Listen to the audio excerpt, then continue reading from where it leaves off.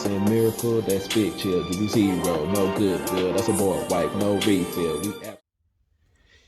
Yugi peoples, welcome to my regional meta discussion video. I promised this out. What was it, yesterday during my deck profile? I promised to do like a meta analysis recap video, even though this is the post ban list. No, this is pre ban list meta. I feel like some of it will still be relevant going into the next format, because like none of our cards got hit. It's still us using the same things against pretty much the same decks just kind of being a little bit less powerful than what they were before. But at the regional, it was, I want to say it was a total of 339 people. It was 9 rounds of Swiss. I went 7-2. I ended up losing first round, and yeah, like the last regional that I got my invite at, I ended up losing very first round, and then like makes it tough to top at that point because your tiebreakers end up being worse, than people who lose later on because you play,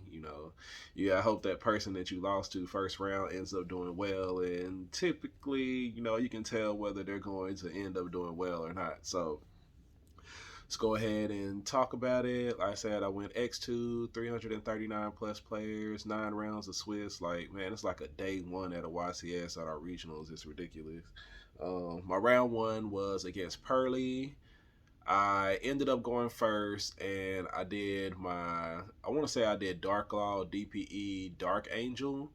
But going against Pearly, they're level 1, so my Dark Angel like almost immediately got linked off for a relinquished anima. And one of the things about it is like being an old school duelist and just playing, and that's one of the zones that I'm always aware about. So I never summon into one of those zones. So luckily, I didn't have to worry about it, but they had enough going. Well, actually, nah. Like she ended up also messing up by activating the continuous spell card, the one that lets you like pick and add 3. But you know, yeah, because I think she still would have been able to get to Nor if she had did that, but she didn't. And Dark Law ended up banishing one of the key elements when they did go to add. And yeah, it was just one of those games where after that game one, I was like, oh, I really need to win this match because I'm not sure if she was new to running the deck, but it's just like, even having only played against the deck a couple times, I could tell like that they were just kind of new to using it. So like game two, I didn't have like any hand traps to be able to stop the Nord from being set up, and I couldn't get any monsters because it bounces them back. Game three, like because our game one and game two was like kind of a grind type thing, it took a while, and going into game three, I set up my board and I'm about to proceed to end phase. Before the start of end phase, I get nibbed. No, yeah. So I got ashed first on my Hero Lives, and I was still able to make a board. And then I got nibbed also, which was still fine because we played around the nib.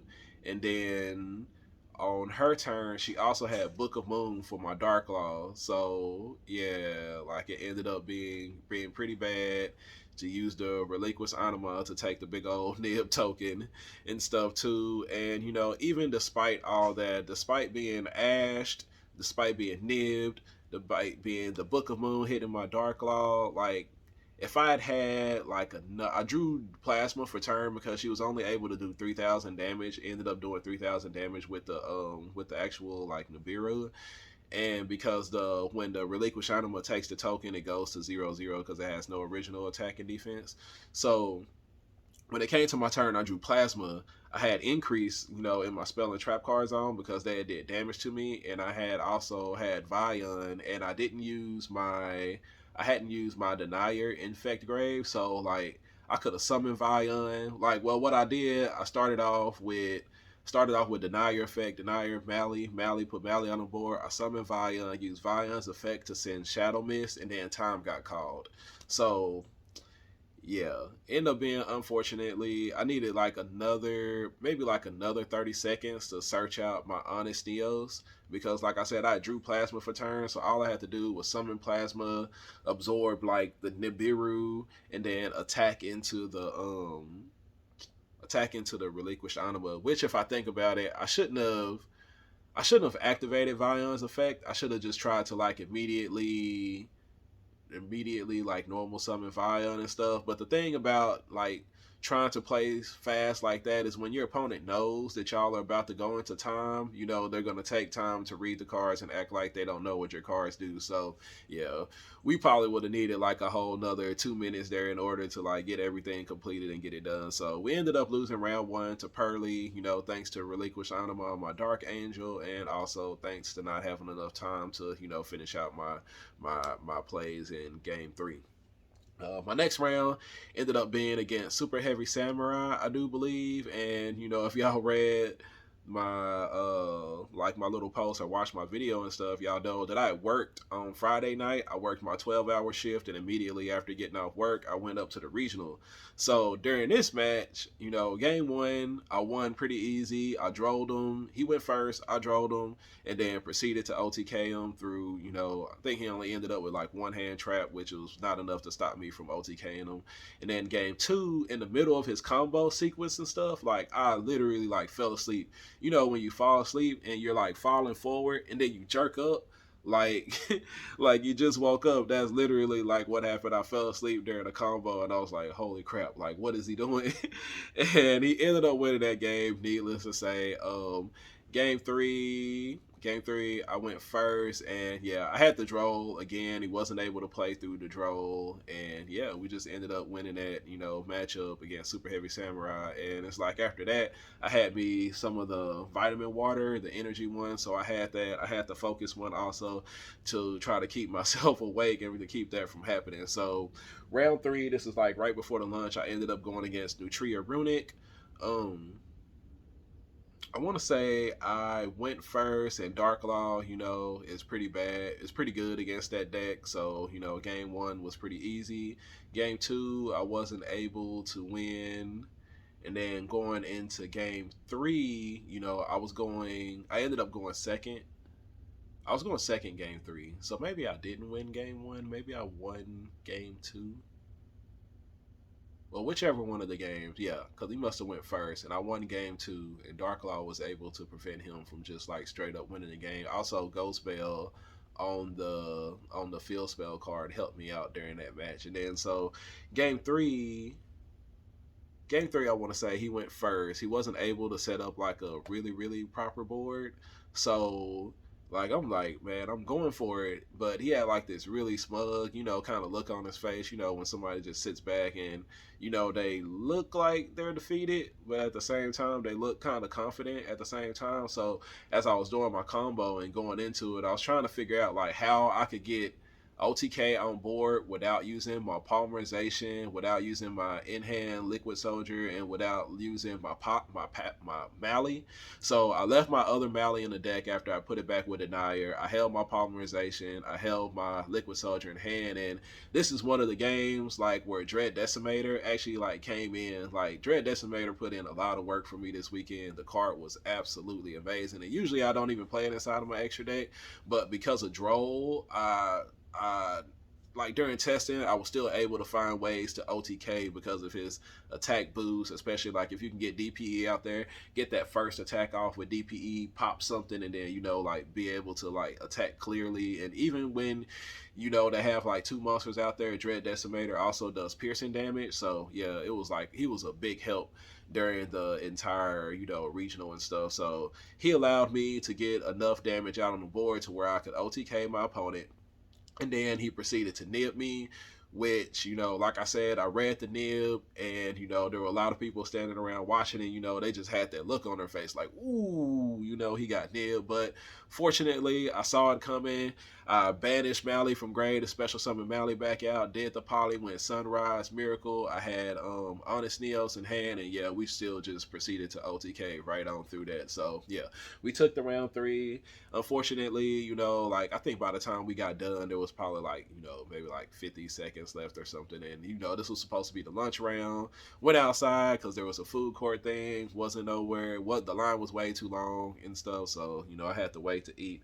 I ended up getting something to eat like right before the start of round 4, so I'm running off in there, eating a burrito, dripping salsa everywhere and stuff. But I sit down at the table and it ends up being Eldritch Floodgate. Like, it wasn't like the most interesting match. Like, it went all the way to game 3. I ended up winning in time because neither one of us could like get things on the board because he flipped up TC Boo.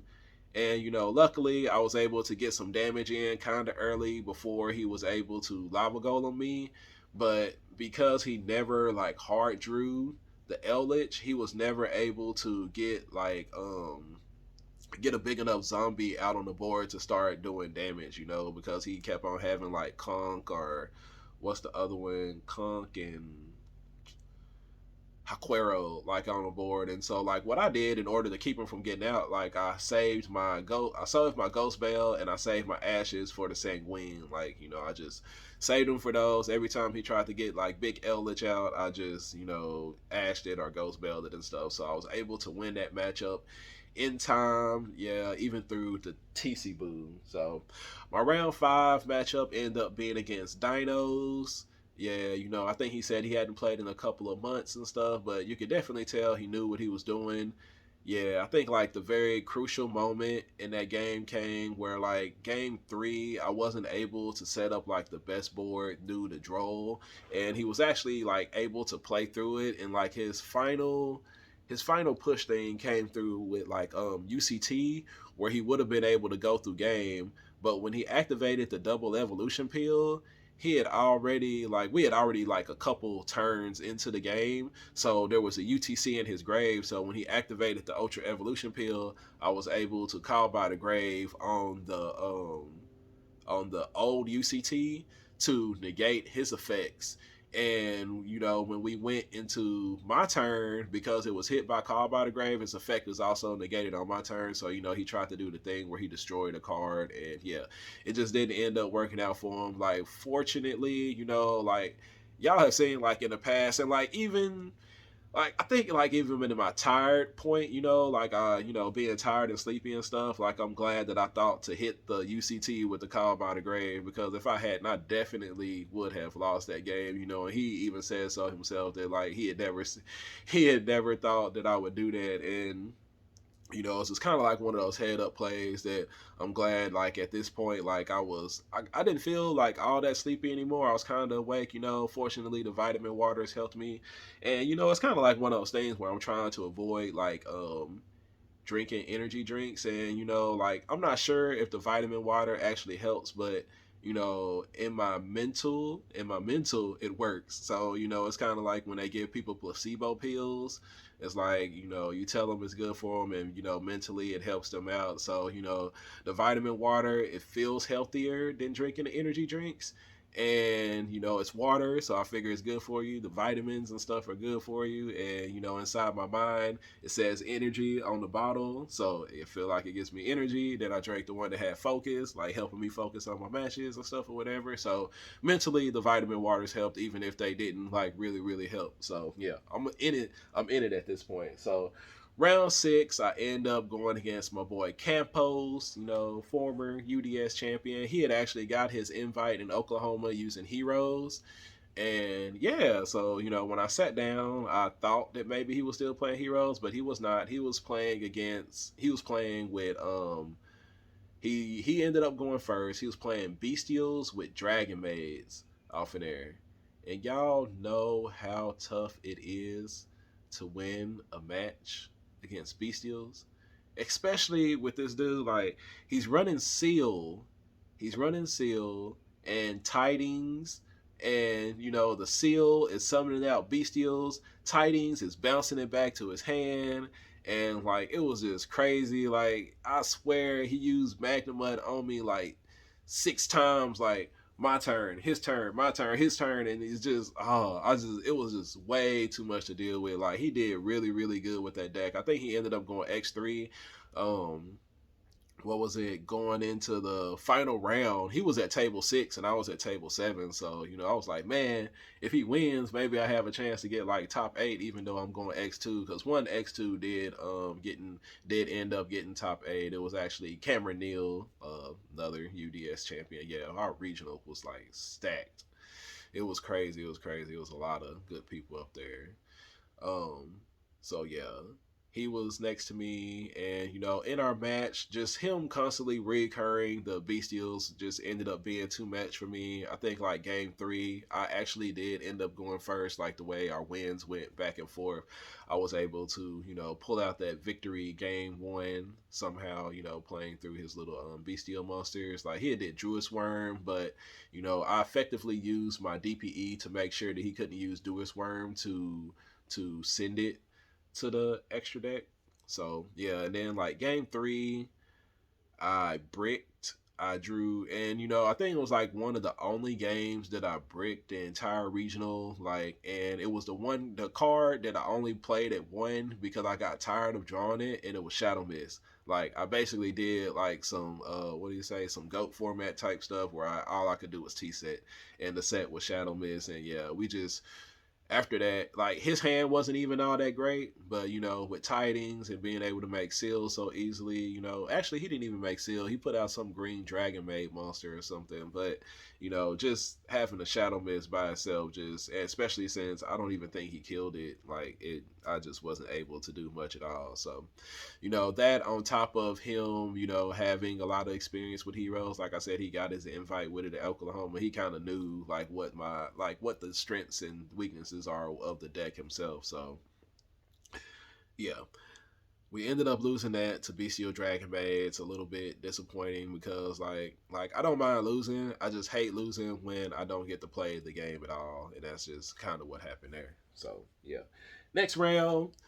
At table 24, I sit down to play, and the dude's like real happy, excited, bubbly, and stuff. And guess what? I end up playing, y'all? Photon. Like, this dude is playing Photon, table 7. He's like X2, and I'm like, man, when I start seeing the stuff come out, I was like, this is about to be an anime duel for real. Like, it's two people playing their favorite deck, we're both trying to get our invite for it, and we brought to the regional what we wanted to play instead of what the meta dictates. And this was probably like my favorite match during the entire regional because, like I said, it was an anime duel, and we wasn't just like real competitive talking. Like, we were talking, going back and forth, talking about our cards and our plays, and he was explaining what all his cards did and everything. And like game 1, I ended up going first. I set up DPE Dark Law. I wasn't able to get to Plasma or Dark Angel or anything like that, but when he goes to summon out his Galaxy Summoner, I think, or something like that, he goes to attach the Photon Orbital, and like I have a little bit of experience against photons, and I know that the Photon Orbital, in order for him to get its effect, it sends to the graveyard for cost. So when he goes to activate the Photon Orbital effect to attach, I go ahead and chain my Mass Change, bring out Dark Law. And yeah, it's just kind of like his friend plays hero, so he kind of knew that he wasn't going to be able to play through the Dark Law. And yeah, so game 2, I think like the only hand trap I drew was Ash. I tried to Ash him, but he was able to play through that, no problem. He played through Ash. He brought out like the little Solar Flare Link monster. He brought out he got out like, what's the other thing? The Hope Harbinger.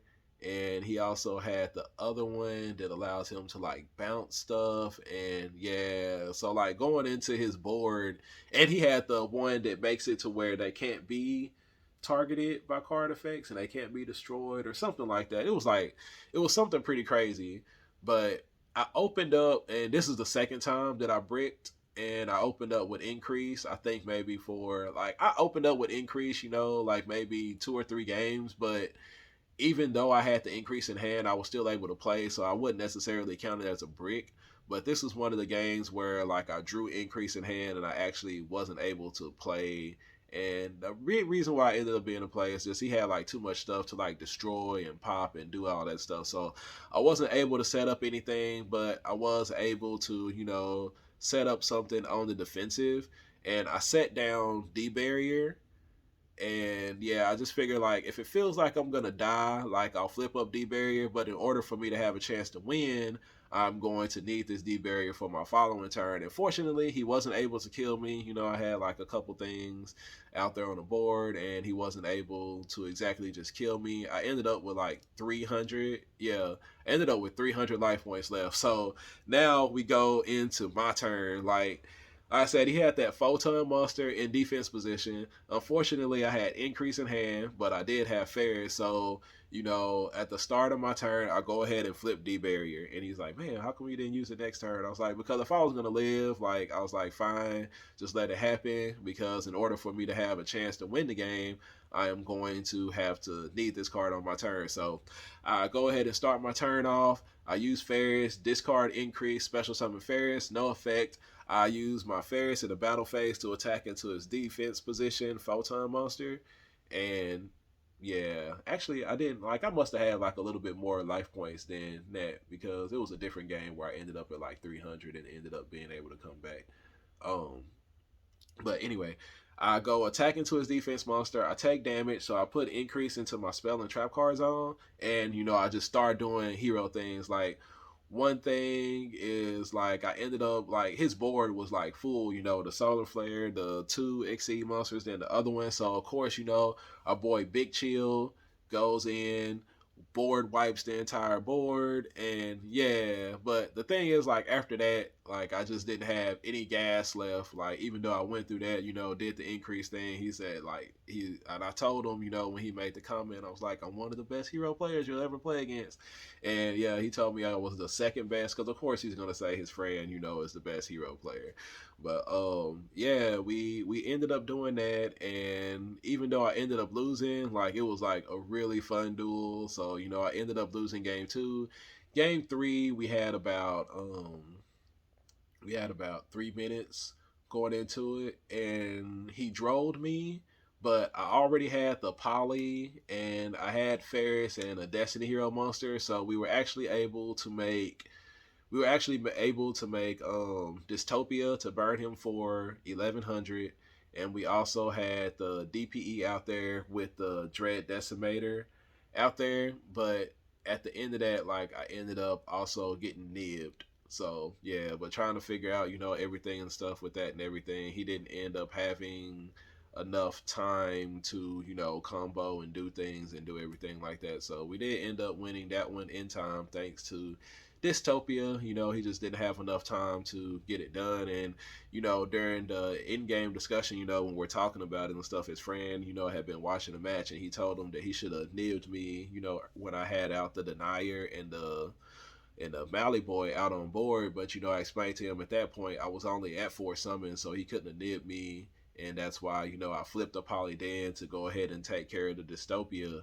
Because like one of the things I mentioned, I think in my deck profile, was when you do know that you're going for the DPE Dystopia play, because sometimes Dark Angel isn't going to be all that effective. And it's just like if you have like, I don't know, just like some decks is better to be able to like pop twice sometimes. So since I knew that like Dark Angel wasn't all that effective against him, and I got drilled, so I wasn't able to like make the best board or search for plasma or anything. You make do with what you have. And I think one of the things I mentioned is that when you're going to do the Dystopia and the DPE play, is to make sure you use polymerization to bring out Dystopia, because the Fusion Destiny one is going to get destroyed at the end of the turn, and you want that to be DPE so that at least he can come back, because your Dystopia is not going to come back. So yeah, this is and like even like I said, he ended up nibbing at the end. He just didn't have enough time to be able to do things, so he ended up losing to the Dystopia damage. But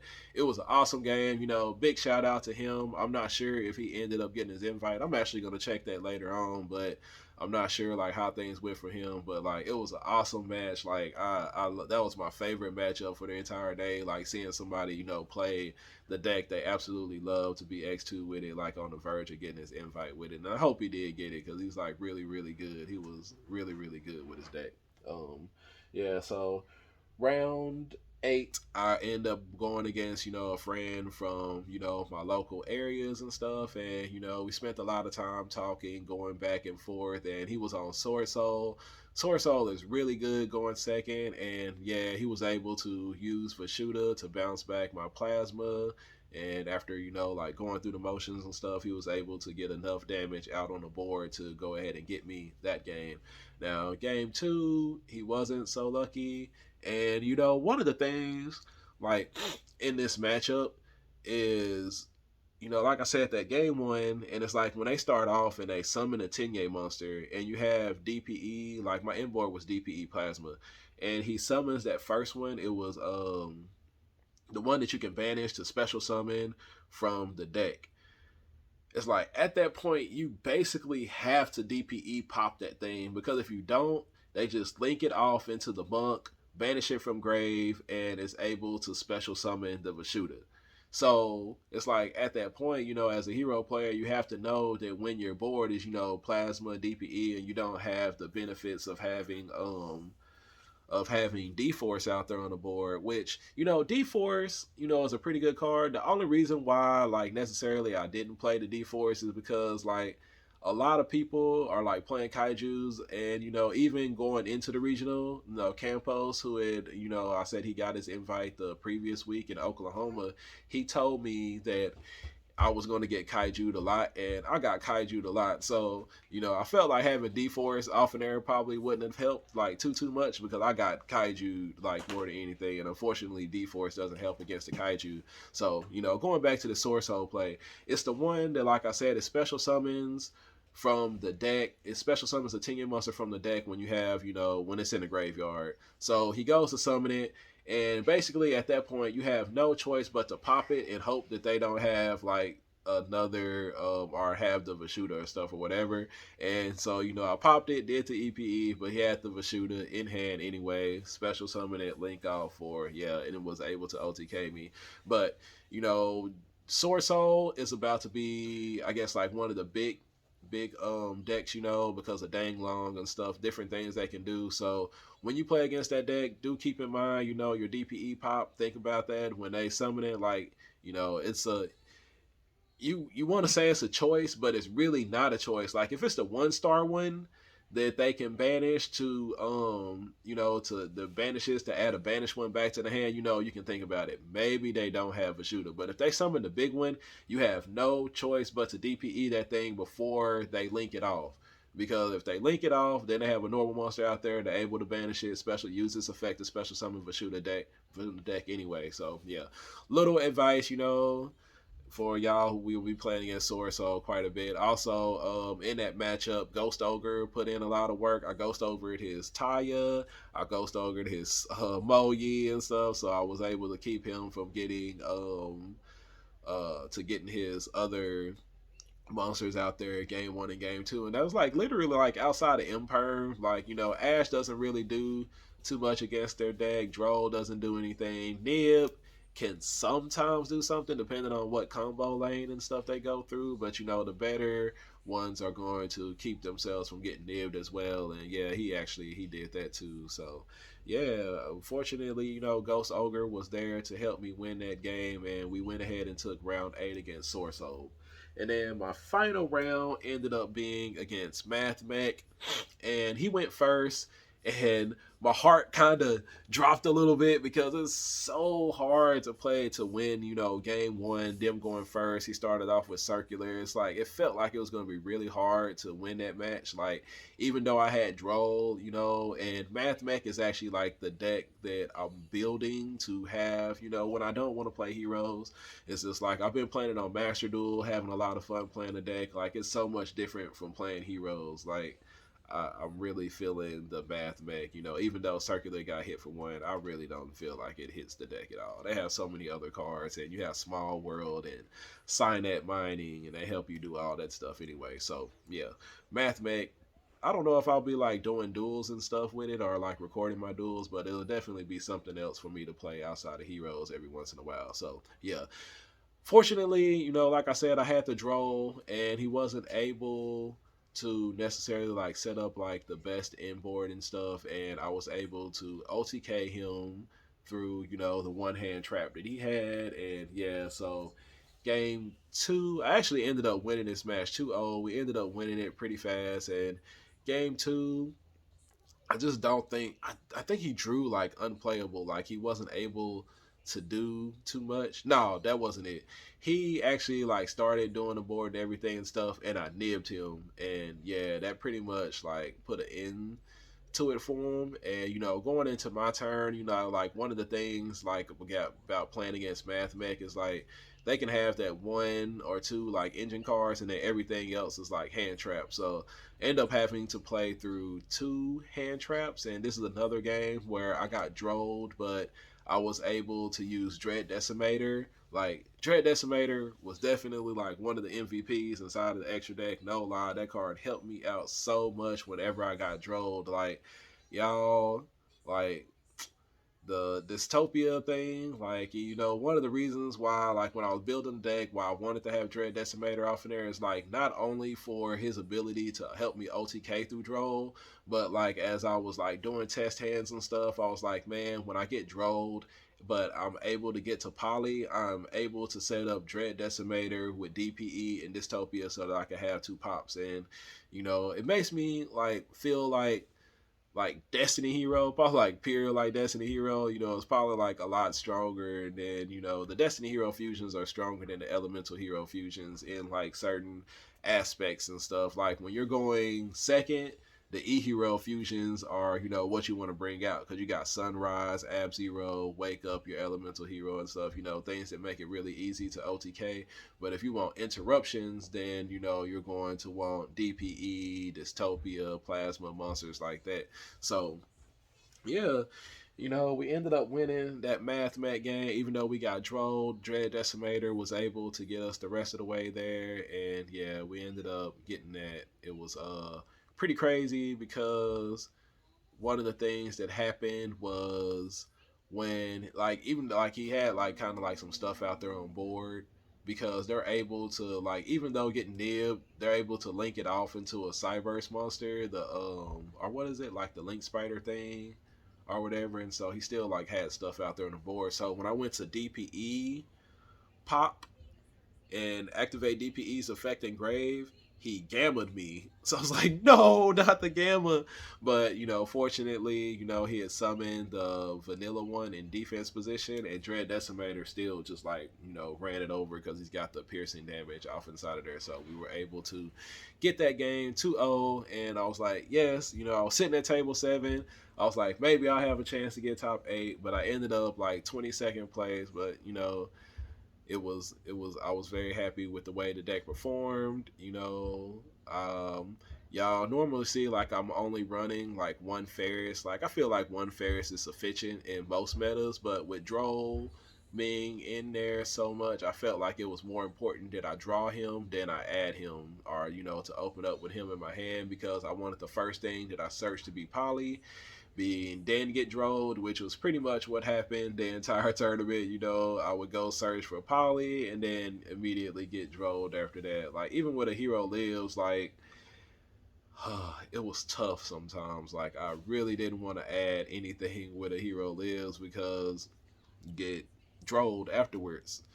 So unless I already had like polymerization in hand or something like that, then it's fine to just go ahead and go for it. But yeah, big shout out to Dread Decimator, Dystopia. They put in a lot of work for me this weekend. They helped me win matches that otherwise I felt like I wouldn't have been able to win. So, for those of y'all who haven't, well, actually, like going into this next format, I guess we're waiting to see how things shape out to see if Droll will still be like pretty good, and I feel like it'll be good against, like stuff like Dinos. It might still be pretty good against Pearly, even though they can activate a lot of their stuff during the draw phase. A continuous, spell needs to be, activated in the main phase and such. So, we'll see how the meta shapes out and what ends up happening. But you know, that was a long discussion video, but I got kind of excited about some of the matchups. Like, you know, like a lot of matchups you don't end up remembering, but there was like some memorable things that happened like during this regional. And yeah, you know, I was just glad to get a chance to talk about it.